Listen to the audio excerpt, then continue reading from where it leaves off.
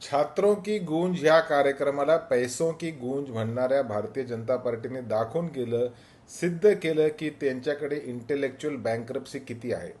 हा देश संवादाच्या माध्यमातून चालतो.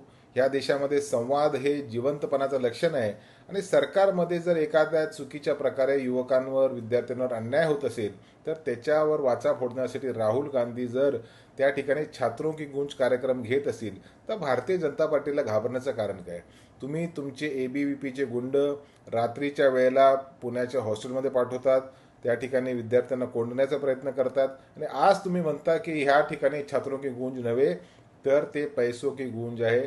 मला भारतीय जनता पार्टीला असं विचारायचं आहे की जंतर मंतरमध्ये जेव्हा हेच युवक तुमच्या सरकारच्या विरोधात बसले होते, नीट पेपर फुटीच्या प्रश्नावर शिक्षण मंत्र्याचा राजीनामा मागवत होते, तेव्हा तुम्हाला का ह्या युवकांची आठवण आली नाही. का तुम्ही तेव्हा खिळे टोचलेल्या काठीने त्यांच्यावर लाठीचार्ज केला, का त्यांच्यावर अश्रुधुराचा भडीमार केला, का त्यांच्यावर पेलेट गनच्या माध्यमातून त्यांच्यावर फायरिंग केली. आणि अशा सगळ्या प्रश्नानंतर आता तुम्हाला युवा की आवाज आठवते.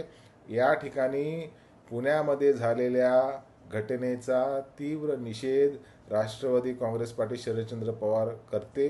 एबीव्हीपीच्या गुंडांना आवरण्याचं काम पोलिसांनी करण्याची आवश्यकता आहे. या ठिकाणी भारतामध्ये आपल्या संविधानाने आपल्याला अधिकार दिलेला आहे कुठला विचार ऐकायचा, कुठला श्रवण करायचा आणि कुठला ठेवायचा आणि कुठला फेकायचा. त्याच्यामुळे आता देशातल्या युवकांनी भारतीय जनता पार्टीचा विचार फेकण्याचा निर्णय घेतलाय आणि म्हणूनच भारतीय जनता पार्टीचे धाबे दणाणलेले आहेत.